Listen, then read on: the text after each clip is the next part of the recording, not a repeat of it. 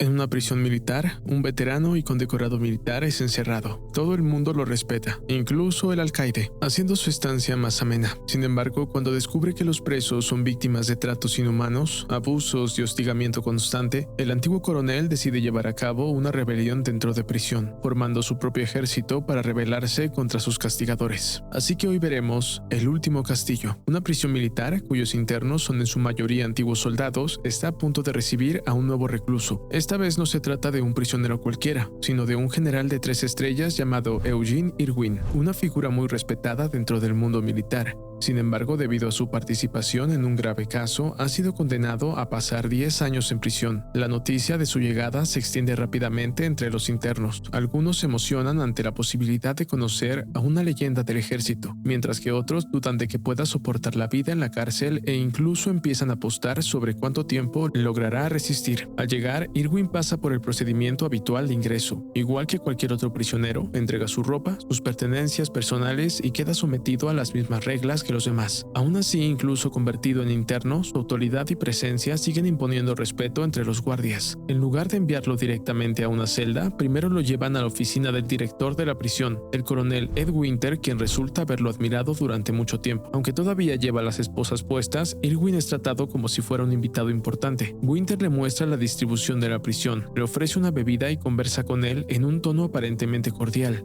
Esa actitud amable no surge de la nada. Además de ser conocido como un general exitoso, Irwin también ha escrito varios libros y manuales militares que todavía son utilizados por el ejército de Estados Unidos. Por esa razón, Winter espera conseguir su autógrafo. Durante la conversación, Winter le presume con orgullo su colección de recuerdos de guerra. Sin embargo, Irwin responde que las personas que realmente han vivido el campo de batalla no suelen disfrutar coleccionando ese tipo de objetos, porque solo sirven para recordar los horrores que alguna vez tuvieron que soportar. El comentario hiere profundamente el orgullo de Winter, y el ambiente cambia de inmediato. Poco después, Irwin es escoltado hasta su celda y apenas entra, todas las miradas de los prisioneros se dirigen hacia él. Esa misma noche, Winter sigue pensando en las palabras de Irwin, las cuales han tocado una fibra muy sensible. Para demostrar quién tiene realmente el poder dentro de la prisión, ordena a sus subordinados preparar una situación que sirva como advertencia. Winter conoce muy bien la manera de provocar peleas entre los internos. Muchos prisioneros incluso disfrutan estos conflictos como entretenimiento y los utilizan para hacer apuestas. Pero justo cuando una pelea está a punto de salirse de control, las sirenas suenan de repente. En ese instante toda la violencia se detiene y los internos se tiran al suelo. Todos saben que quien desobedezca una orden en ese momento puede perder la vida. Un hombre, sin embargo, no se detiene y como castigo es disparado, con balas de salva. Con este incidente, Winter busca dejar claro que él es la autoridad absoluta dentro de la prisión. Irwin también empieza a comprender que el coronel sigue resentido por lo que le dijo anteriormente. Como los demás internos,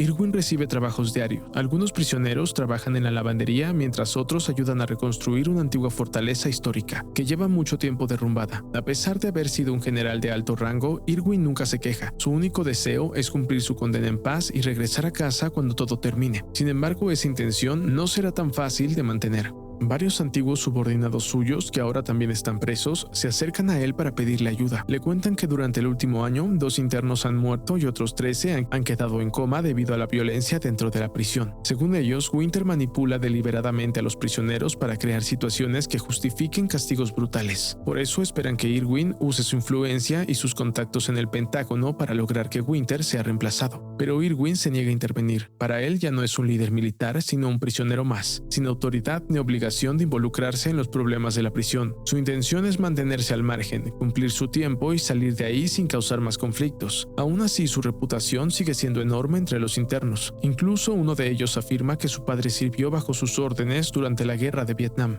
Al día siguiente, mientras Irwin descansa en el patio, el cabo Ramón Aguilar vuelve a saludarlo militarmente. Aunque este tipo de gesto está estrictamente prohibido dentro de la prisión, en realidad Aguilar busca su ayuda. Le explica el caso de violencia que lo llevó a la cárcel y asegura que solo intentaba defender su honor, pero aún así recibió una sentencia muy severa. Por eso espera que Irwin pueda ayudarlo a solicitar una revisión de su caso. Una vez más, Irwin se niega. Como prisionero considera que ya no tiene la autoridad para intervenir en asuntos legales ni militares. Sin embargo, sin que ellos lo sepan, la conversación está siendo vigilada por el coronel Winter. El director malinterpreta la situación y cree que Irwin intenta conservar influencia dentro de la prisión, además de hacer que dos prisioneros se saluden con un saludo militar. Para darle una lección, Winter impone un castigo severo a cualquiera que salude al general. Aguilar es obligado a permanecer de pie durante 12 horas bajo una fuerte lluvia. Cuando la trompeta de la mañana termina, los guardias aún así no le permiten volver a su celda y continúan obligándolo a mantenerse en pie. Al ver esta injusticia, Irwin finalmente decide intervenir. Como consecuencia, los guardias lo golpean hasta que vuelve a sonar la sirena. Winter llega rápidamente y le advierte que no debe meterse en asuntos que no le corresponden. Sin embargo, Irwin responde citando un reglamento del Departamento de Defensa que prohíbe extender un castigo disciplinario más allá de las 12 horas establecidas. Como la norma es válida, Winter no encuentra forma de contradecirlo. A pesar de eso, Irwin todavía debe enfrentar consecuencias por haber tenido contacto físico con un guardia.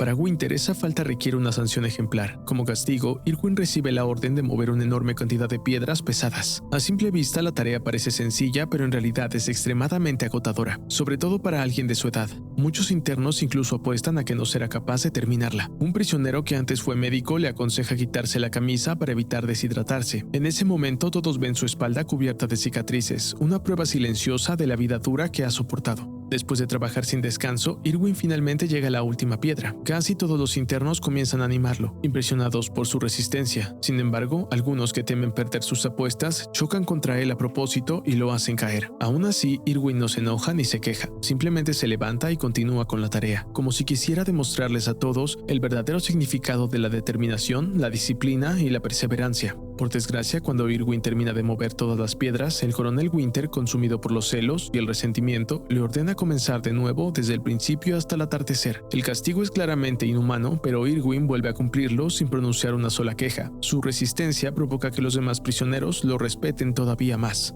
Mientras Irwin se encuentra en confinamiento solitario, Winter lo visita y finge estar preocupado por su estado. Le dice que el castigo solo tenía la intención de recordarles a todos los presos que, dentro de la prisión, todos tienen el mismo estatus. También le aconseja no preocuparse demasiado por los demás internos, argumentando que todos son criminales peligrosos que merecen el destino que les tocó. Poco después, Irwin es devuelto a su celda. Mientras camina entre los prisioneros, ellos lo saludan a su propia manera, demostrando que su respeto por él ha crecido todavía más. Como logró completar el castigo, Irwin gana las apuestas de la prisión y recibe decenas de paquetes de cigarrillos como recompensa. Sin embargo, en lugar de quedárselos, decide repartirlos entre los demás internos. Este gesto despierta aún más la curiosidad de Sam Yates. Él le cuenta que su padre fue salvado por Irwin cuando ambos estuvieron como prisioneros de guerra en Vietnam. No obstante, Irwin corrige esa versión de la historia. Según él, también fue capturado por el enemigo en aquel tiempo y llegó a estar muy cerca de rendirse. Lo que realmente lo mantuvo con vida fueron las voces de sus hombres desde las otras celdas, quienes continuaron animándolo hasta que la guerra finalmente terminó. Ellos fueron quienes lo mantuvieron con vida. Por otro lado, los internos asignados a reconstruir el muro de la prisión trabajan sin entusiasmo, sintiendo que únicamente están siendo utilizados por Winter. Al ver esto, Eugene Irwin intenta cambiar su forma de pensar. Les explica que todo depende de la perspectiva. En lugar de creer que están construyendo el muro de una cárcel, podrían imaginar que están levantando un castillo o una fortaleza. Después de todo, históricamente, esa estructura fue construida originalmente por soldados como una forma de defensa, no como un lugar de encierro. Por eso, cada piedra que colocan puede verse como un homenaje a los soldados que alguna vez lucharon en ese sitio. Como el padre de Ramón Aguilar era albañil, y él conoce bien ese tipo de trabajo, Irwin le confía la responsabilidad de dirigir el proyecto. Poco a poco sus compañeros comienzan a respetarlo y dejan de burlarse de su manera tartamuda de hablar. Mientras tanto, Irwin permanece cerca de ellos, guiándolos y animándolos durante el trabajo. Les enseña a colocar las piedras de forma correcta, reconoce sus esfuerzos y en especial motiva a Aguilar para que se sienta orgulloso de lo que está haciendo. Para él, esa construcción ya no es solo una tarea impuesta por la prisión, sino una oportunidad para recuperar un poco de dignidad. Esta escena hace que Winter se sienta cada vez más incómodo. No le gusta ver a los prisioneros unidos nuevamente. Lo que más le molesta es que todos siguen viendo a Irwin como un líder, aunque oficialmente su estatus no sea diferente al de cualquier otro interno. Esta vez el coronel Winter deja de ocultar su hostilidad, llama a Irwin a su oficina y le deja claro que nadie tiene permitido cambiar el sistema de la prisión. Desde el punto de vista de Winter, la presencia de Irwin ha dado esperanza a los internos, y eso podría provocar una rebelión o incluso un intento de fuga. Para demostrar su autoridad, Winter decide destruir la fortaleza que los presos han estado construyendo durante la última semana. Un bulldozer entra al patio para demolerla, pero Aguilar Aguilar se niega a retroceder y se coloca directamente frente a la pesada máquina. La sirena de advertencia suena, ordenándole que se aparte, pero Aguilar permanece firme en su lugar. Como consecuencia, un guardia dispara una bala de goma e impacta directamente en su cabeza. Aguilar muere al instante. Hasta ese momento, Irwin había intentado evitar el conflicto, pero la muerte de Aguilar se convierte en el punto de quiebre. Al día siguiente, Irwin reúne a todos los internos en el lugar donde la fortaleza fue destruida. En un breve discurso, le recuerda que, aunque muchos de ellos cometieron errores que los llevaron a prisión, su servicio como soldados no debe ser olvidado. También les hace ver que Aguilar sirvió durante 5 años en el ejército y merece recibir un último honor. Al ver la escena, Winter ordena de inmediato a los guardias dispersar a la multitud. Sin embargo, Irwin ya había previsto esa reacción. Él y los internos se saludan entre sí de una manera que no viola las reglas de la prisión, convirtiendo ese gesto en el homenaje que Aguilar merecía. El acto enfurece todavía más a Winter, aunque detrás de su ira también empieza a crecer una sensación de inseguridad. Por la tarde, Winter visita la celda de Irwin para ofrecerle sus condolencias por la muerte de Aguilar. Incluso finge mostrarse tolerante, asegurando que no tiene problema si los internos continúan expresando respeto hacia él. Además, le cuenta sobre Aguilar, diciéndole que era inestable, golpeó a su compañero con un martillo y por eso estaba en la cárcel, diciendo que todos los soldados que están ahí fueron malos en algún momento de su vida. Pero antes de que la conversación termine, Irwin le lanza un ultimátum. Le exige que renuncie a su cargo como forma de asumir la responsabilidad por la muerte de Aguilar. De lo contrario, el conflicto entre ellos apenas estará comenzando. Winter considera al principio castigar a Irwin encerrándolo durante meses en una celda especial de aislamiento. Sin embargo, Irwin logra manipular su ego y lo desafía al insinuar que, sin su rango ni su autoridad, Winter jamás podría derrotarlo. Temiendo que la situación termine convirtiéndose en un motín, Winter contacta a un alto mando militar e intenta que Irwin sea trasladado a un hospital psiquiátrico, alegando que su estado mental es inestable. Pero el plan vuelve a fracasar. El oficial al que Winter llama resulta ser uno de los antiguos protegidos de Irwin durante sus años en el ejército, y la maniobra no sale como esperaba.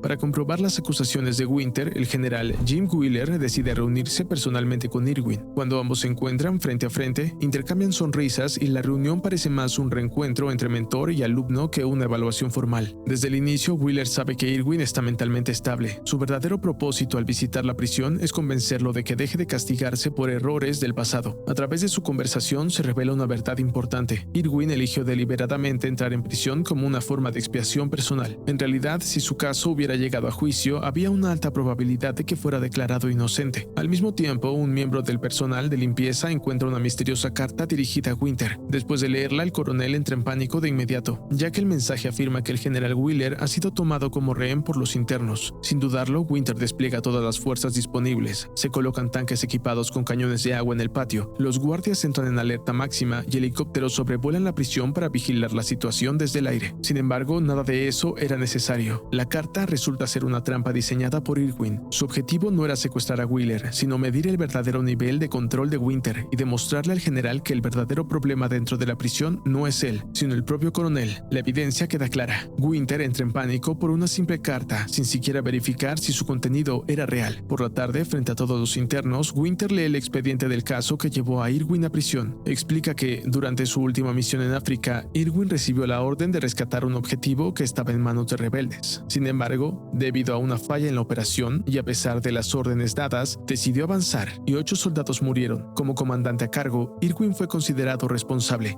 Con esta historia, Winter intenta convencer a los prisioneros de que seguir a Irwin solo los llevará a la ruina. Para reforzar su mensaje, ordena a los guardias castigar y reubicar a los internos más cercanos al general, pero el resultado es exactamente el contrario. Después de ser liberados, esos hombres se vuelven todavía más leales a Irwin. Al ver esto, Sam Yates se frustra, siente que sus compañeros de prisión son demasiado fáciles de influenciar y manipular. Su actitud cínica nace de su propia experiencia personal. Su padre pasó demasiado tiempo sirviendo en el ejército y terminó descuidando a su familia. Yates, por su parte, entró al ejército, no por deseo propio, sino por presión familiar. Y como resultado, su carrera militar no duró mucho. A pesar de que Yates critica constantemente a Irwin, le habla con dureza. El general nunca lo trata como enemigo. Por el contrario, sigue invitándolo a unirse a él y formar parte de su grupo. La actitud de Yates llama la atención de Winter, quien no esperaba encontrar todavía un interno capaz de rechazar la influencia de Irwin. Al ver una oportunidad, Winter manda a llamar a Yates y le ofrece un trato. Usando su autoridad, le promete reducir su sentencia de 4 años a solo 4 meses, a cambio de que Yates espía a Irwin e informe todos los planes que los internos estén organizando. Para Yates, la pelea entre Irwin y Winter no parece ser suya, pero la oferta del coronel lo pone en una posición complicada. Al día siguiente, 2 prisioneros provocan deliberadamente un disturbio en la cocina para distraer a los guardias. Mientras los custodios se alejan para controlar la situación, Irwin aprovecha la oportunidad para reunir a sus aliados. Les explica que, durante los últimos días, han reunido pruebas de varios abusos cometidos por Winter durante su tiempo al mando de la prisión. Si logran tomar el control de la instalación, todas esas pruebas serán entregadas directamente a los mandos militares. Después de eso, Irwin expone su plan. La operación está dividida en varias etapas diseñadas para neutralizar a los guardias y arrebatarles el control de la prisión. El punto culminante del plan consiste en izar la bandera del penal al revés, una señal reconocida internacionalmente como advertencia de que una instalación ha sido tomada y se encuentra en una situación crítica. Irwin les recuerda que podrán quitarles muchas cosas, pero nadie puede arrebatarles lo que son. Con esa idea, propone tomar el control de la prisión. Como espectadores, la situación lleva a sospechar de Yates, ya que él también está presente durante la reunión. Sin embargo, Irwin sabe desde el principio que Winter intentaba utilizarlo como informante. Cuando la reunión termina, Irwin habla en privado con Yates, comprende por qué guarda tanto resentimiento hacia el ejército y sabe que arrastra una profunda decepción relacionada con su padre.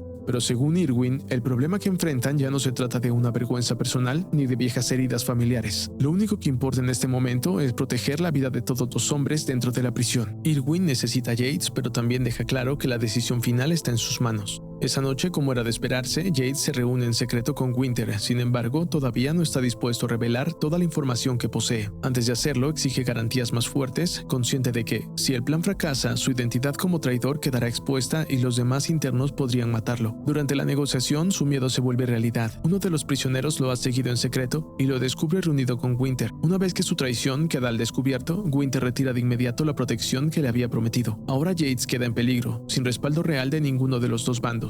Aún así, como la información que entregó todavía está incompleta, pide un día más para averiguar cuándo piensa Irwin ejecutar su plan. Al día siguiente, un guardia escolta a Yates hasta la oficina de Winter. Allí revela que Irwin planea tomar el control de la prisión y usar la bandera izada al revés como señal de éxito. Al escucharlo, Winter simplemente se ríe. Cree que el plan es imposible porque los internos ni siquiera tienen acceso a esa bandera. Pero ahí aparece el verdadero giro. La bandera ya había sido robada por Yates el día anterior. Desde el principio, Yates sospecha que Winter rompería su promesa. Por esa razón, finalmente decide cambiar de bando y apoyar a Irwin. Como se niega a revelar dónde escondió la bandera, Winter ordena una búsqueda a gran escala por toda la prisión. Quiere encontrarla antes de atardecer para impedir cualquier intento de resistencia. Todos los internos son reunidos en el patio abierto mientras el coronel exige que la bandera aparezca de inmediato. Sin que Winter lo sepa, todo está ocurriendo exactamente como Irwin lo había planeado. Para encontrar la bandera, el coronel despliega a casi todos sus guardias por distintas zonas de la instalación, dejando el patio principal prácticamente desprotegido. Cuando se dan cuenta de que algo anda mal, ya es demasiado tarde. Alrededor de 50 guardias quedan atrapados dentro del bloque de la prisión, después de que los internos encadenan las puertas de salida. Para regresar al área de conflicto, los guardias se ven obligados a tomar una ruta mucho más larga. Mientras tanto, los custodios en las torres de vigilancia intentan detener a los prisioneros con disparos, pero el enorme número de internos vuelve ineficaz cualquier intento de control. El verdadero objetivo de Irwin al tomar el patio resulta ser altamente estratégico. Desde esa zona, los reclusos pueden acceder a varias áreas importantes de la prisión y obtener el equipo necesario para ejecutar la siguiente fase del plan. Al ver que la situación se sale de control, el asistente de Winter le sugiere pedir refuerzos externos de inmediato. Sin embargo, Winter se niega, temiendo que su reputación quede destruida si se descubre que su prisión ha sido tomada por los internos. Aún así, su intento por ocultar la crisis fracasa. Uno de los prisioneros logra comunicarse en secreto con el general Jim Wheeler, haciéndose pasar por un guardia, y le informa que la prisión se encuentra en estado de emergencia. Mientras tanto, el grupo de Irwin prepara un método para derribar las torres de vigilancia. Usando materiales simples, construyen lanzadores capaces de arrojar cócteles Molotov hacia las posiciones de los guardias. Pero esa solo es la primera fase del ataque. En realidad, Irwin ha preparado una estrategia mucho más sorprendente, tan inesperada que incluso Winter queda confundido al ver los preparativos de los prisioneros.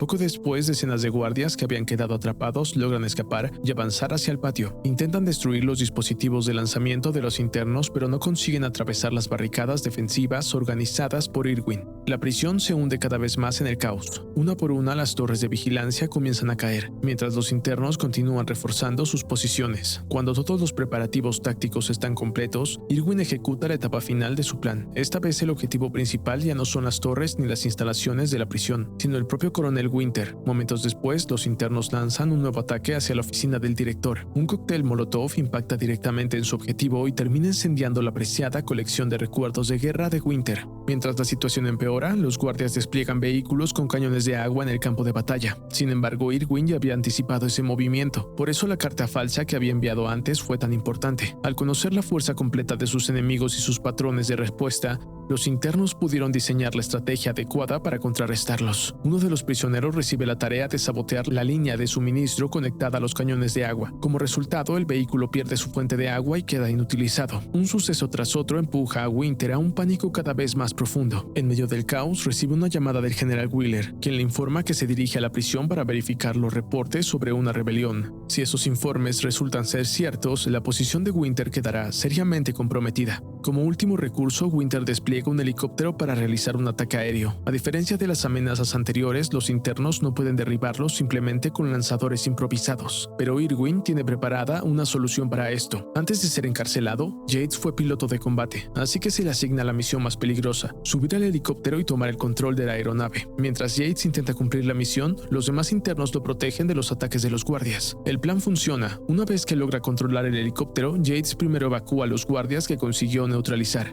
Después vuelve a elevarse y destruye la última torre de vigilancia que seguía en pie. Con la caída de esa torre, la principal fuerza defensiva de Winter queda finalmente anulada. Ahora ha llegado el momento de izar la bandera de la victoria. Resulta que la bandera había estado escondida todo el tiempo entre las piedras usadas para construir la fortaleza de los internos. Por eso los guardias nunca pudieron encontrarla durante las búsquedas. Pero Winter todavía se niega a rendirse. Desesperado y cada vez más fuera de control, ordena a sus hombres cambiar a munición real. Ya no habrá balas de goma ni disparos de advertencia. Cualquiera que se resista deberá ser abatido. Incluso bajo la amenaza de armas reales, los internos se mantienen firmes. Se niegan a retroceder y están dispuestos a enfrentar las consecuencias. Al final, la única razón por la que se tiran al suelo es porque el propio Irwin se los ordena. Como líder, no puede soportar que los hombres que confiaron en él terminen muriendo solo para ganar la batalla. Sin embargo, la lucha todavía no ha terminado. Solo y sin protección, Irwin camina hacia el mástil para completar su misión y levantar el símbolo de la victoria. Al ver su orgullo completamente destruido, Winter ordena a los guardias dispararle, pero después de presenciar la manera en que Irwin lideró y protegió a los internos, ninguno de los guardias se atreve a apretar el gatillo. Más allá del respeto, también entienden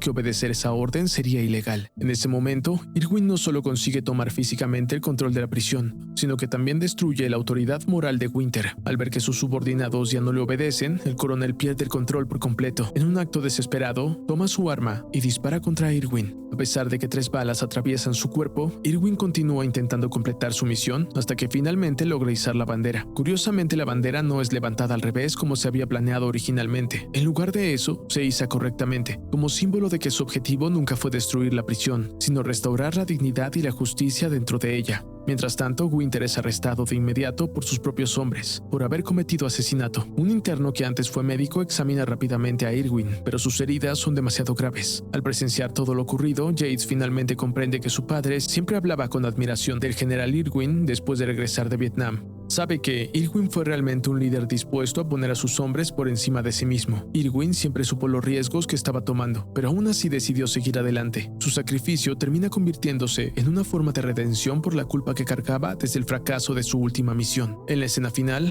los internos aparecen reconstruyendo el muro que había sido destruido anteriormente. En una de las piedras de la base tallan el nombre del general Eugene Irwin, como último homenaje al hombre que cambió sus vidas. Espero te haya gustado el video.